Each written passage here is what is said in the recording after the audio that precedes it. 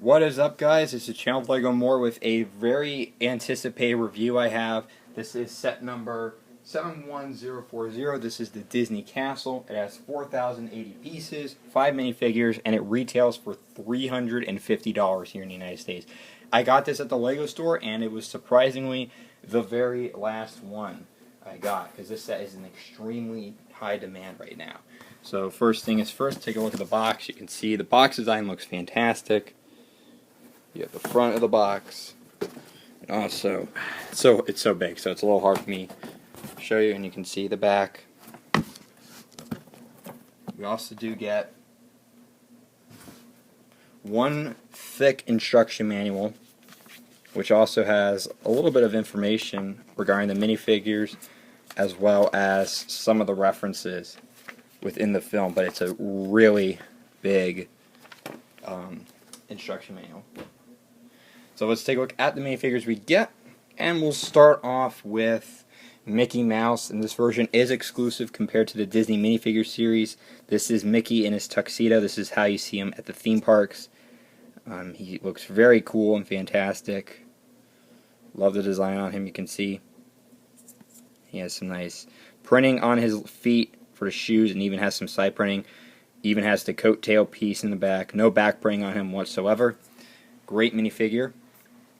Next up we have our Minnie, and this version of her is exclusive. She also has the dual molded arms on her. This is also how she appears in the theme parks. There's her back print and her printed shoes and her dual molded legs. You can see the nice skirt piece in this color, which is exclusive. It's a very cool piece there on her. So there is Minnie Mouse. And next up we have Donald Duck. This is the same one that appears in the collectible minifigures line, so it's kind of a disappointment, but it's understandable because they were going for the theme park look. But still, he is a great minifigure. His back print, his arm print. Also has the hat that is removable, as you can see there. And then next up we have Daisy Duck. This version of her is exclusive. And you can see her dual mold sleeves. She also has back print, and her bow is removable. And like Donald, she also does have the nice tail piece in the back. So there is Daisy Duck. She even has the feet print on her. And then our last and definitely not least minifigure is an exclusive completely to the set, and that is Disney's secondary mascot, as I like to say, Tinkerbell from Peter Pan. And you can see she has a nice wand there. She has a nice cloth piece there, which also she has some printing underneath, like, as well. And you can see she has some printed shoes, only in the front though. She has some nice trans-queer wings. She also has a exclusive hair piece, which looks really cool. And she also has some back print, which I will take off the wings. And you can see there on the back of Tinkerbell. So she definitely looks really good. Very cool figure, and I love that hair mold. So here it is. This is the Disney Castle itself. It's modeled after the Magic Kingdom. And you can see it is a very tall set. And just the design of it just looks fantastic. If you guys not know, this set was also designed by Marcus Besa, very well-known Lego designer. You can see the very front of it. And we're going to put the Lord of the Rings Tower of Orthanc as well into the set. And you can see the height on them as well. But you can see the castle barely wins. It is that tall of a set. It beats out Orthanc, which is crazy to think. So there is that. Now let's take a look at some of the details of the set. So you can see the nice entryway here. We got some nice steps here. We also have a little bit of a lamp part here, which you can see uses the Witch King's crown from the Hobbit line in this brown color, and it looks fantastic. You can see we also have the elves fence piece, which is exclusive to this set in this white color. You got some stonework, which are stickers. You got some nice crown molding here. on the roofs. The roofs are also very asymmetrical. You can see over here we have another sticker which shows that little symbol over there. Over here we have a little colonnade part which is printed, and that's a great piece, and if you get multiple of those you can connect them. You also have a clock which is printed, which is like 5 minutes to midnight. You also have these unicorn horns which appear in white, which only appeared with the unicorn girl from series 13 of the collectible minifigures. So there's that. You can see they use the arrow pieces for the spires and all that. Just a better look there. We have our first little reference right here. You can see we have 2 frogs, which is, and a crown there, which is a reference to the Princess and the Frog. And you can see again a better look at the tower. So what we're going to do, we're going to spin it around. You can see some better views of the set and just all the tan and the molding. And you got a little stud shear there, which I will show you later. And there's the very spire of the tower. And you can see the window as well there. And turn it around a bit just to show you the interior of the set.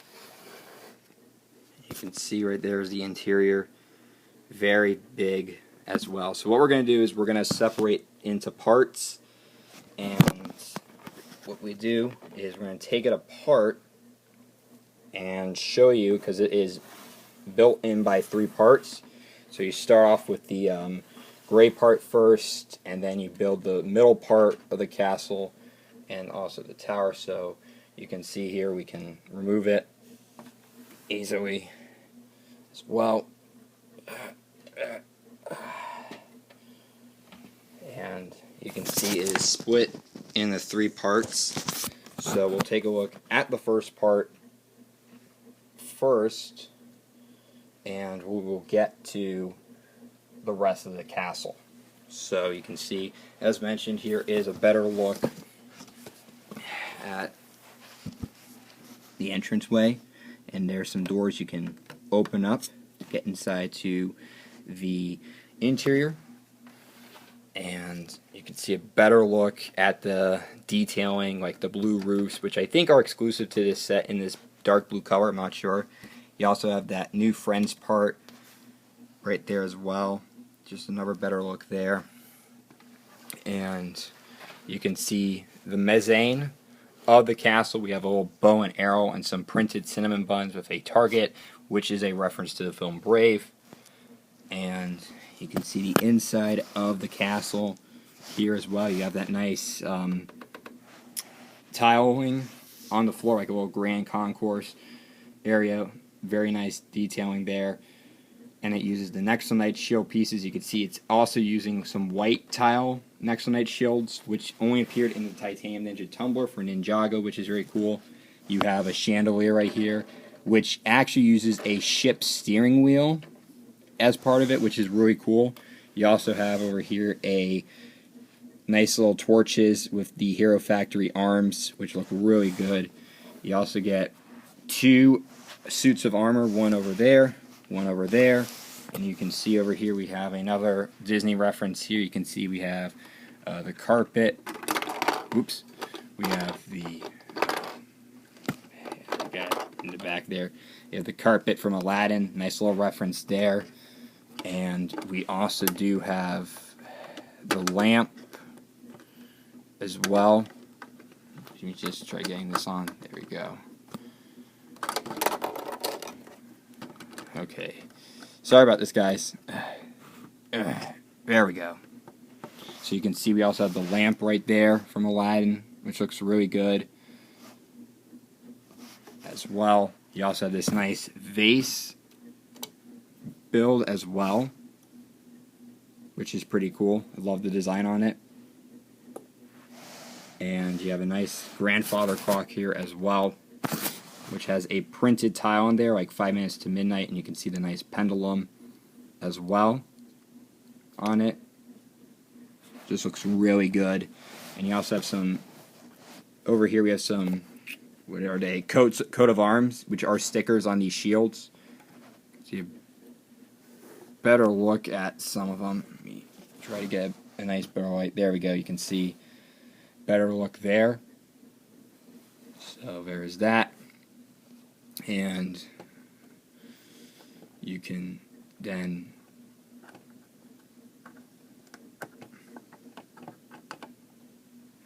put the middle of the set up right now to show you the details there as well. Sorry about that, guys. I was trying to do some thinking. So here is the middle part of the set, which goes on like this, and it fits on these jumper plates very nicely. And you can see over here we have a little kitchen area right there, which is a reference to Cinderella or Little Mermaid, Chef Louis' kitchen. You can see we have a nice fireplace here, or a coal oven, and in here we have a barrel with some sausages and a carrot. You also have a little butcher's knife and a rack here of bottles. You also have a pumpkin in this set, which is the jack-o'-lantern piece from the Scooby-Doo line. So this is the first time this piece appeared this year. And I really wish there was more Scooby-Doo sets. You can see you also get some nice mason bricks. You also have over here the spindle from Sleeping Beauty, which is pretty cool. And over here we have a reference to Beauty and the Beast. You can see the enchanted rose in here, which is pretty cool. And a candelabra right there, which is supposed to represent Lumiere, which is pretty cool. And over here we have another little section here which you can remove from the top. And inside we have the glass slipper from Cinderella. And we also have a storybook in here, which is a printed part on here, exclusive to this set. And it has a nice little book, and once you open it, it says Once Upon a Time, which is also printed. And that alone just really is really awesome about this. So it just gives you a lot of imagination with that. So you can always make up your own stories. And sorry, you got like some extra ammo in there for the fireworks. You can see there, which I definitely put up there because I had no other place to put them.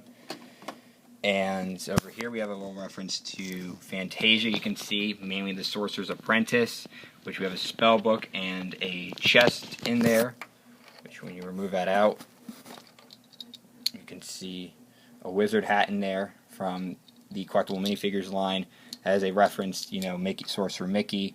And over here we have the mops. Oops. I'll fix this later. And you can see we have two of them, which use the janitor's mop headpiece, which is exclusive to this set in this tan color. You do get two of them right over there. Over here we have a nice bed, which kind of reminds me, makes me think of the Magic Kingdom's Dream Suite, which if you guys have heard about that, it kind of reminds me. It's not related to any film or anything, and it uses Unikitty's tail with this nice printed part in brown and some nice curtains in the back there as well. Very integrated in there. And then more of that fence, and then we're going to go up to the very top portion of the castle itself. And you can see we have a treasure chest here with a reference to Tangled, with a hairbrush, scissors, and the lock of hair, which was used on Nauticon, General Magmar from Ninjago, and Nexo Knights respectively. Over on that same level, we also do have the stud shooting fireworks. As you can see from the front, they do fire off, which you can see from the front right over there. And then you can fire off like that. And then moving along, you can see more of the unicorn horns. And then we have the mirror on the wall. This is a reference to Snow White. You have the poison apple here. and you can see the mirror there, which uses the gold antler pieces, which look great, and that uses a sticker for the mirror. And finally, we have this the gold spire up on the top, which uses dark tan and gold parts, but from far away looks gold as well. You can see the nice little lookout area here, and just a little better look at the details of the set. A better look around. Just overall, then take one great last look at the set in all its beauty, all its glory, and really it's just one of the best in general from LEGO. And now onto my thoughts about this set. For its price tag of $350, I'd say it's worth it, because regardless of the price, this set is going to be very, very popular regardless of the price. I love all the little details they've done with this set. Just all the little intricate details. Love all the little references to the Disney films in this set. And it just looks great all over. It's just so good. And it's taller than the Tower of Ornthink. It's just that awesome of a set. I love this set. I think it's one of the best sets LEGO has done. It really looks like the Magic Kingdom's Cinderella's Castle from like a distance. It's just that great of a set. If I have any complaints about this set, I would probably say it's the lack of minifigures. And the reason for that is we only get 5 in this set when comparing it to, say, the Ghostbusters Firehouse Headquarters, which, as you guys know, I already reviewed. It's up there, that set right there. Is also $350, and that has more minifigures and like 550 more pieces than the Disney Castle. But nonetheless, 4 of the 5 minifigures in this set are exclusive, which I really do like about that. And just overall, if you do also have the Disney minifigure series, however, they will go great with this set. They go great and just give the castle a lot more life. I just love the building techniques. There's a lot of interesting techniques that Marcus has done with this set, and it uses a lot of good big pieces. Like I said, the printed tile right here, or not the printed part right there. Just all the little details, and the interior is pretty good too. I just really love this set. Just the only problem I don't like about it is the lack of minifigures. I just love how it turned out. It took me a day to build, but I highly recommend this set. If you really want to get this set, it's out now for VIPs, but I think LEGO, according to some sources, have probably canceled the VIP early access because this set already went out of stock on Lego.com, and they went temporarily out of stock. And just the funny thing is that like I said, this was the very last one I got at the LEGO store. It's crazy. This is a very sought after set, and it's definitely a set I really recommend you get. If you really want to get this set, I really recommend you try to hurry and get it as soon as possible, because it's going to be a very highly demanded set, and it's one of my favorite sets. Well worth the $350. It's so beautiful of a set, and I just really love it. Great display piece as well. And that pretty much covers it. I want to hear your guys' thoughts on this set down below in the comments. What do you guys think about this set? Do you think it's a beautiful set? Because I really think it's magical, and it just really goes with any LEGO collection. It's just that great of a set. So I want to hear your thoughts. Leave a comment down below and subscribe for more videos, because I've got some reviews going along.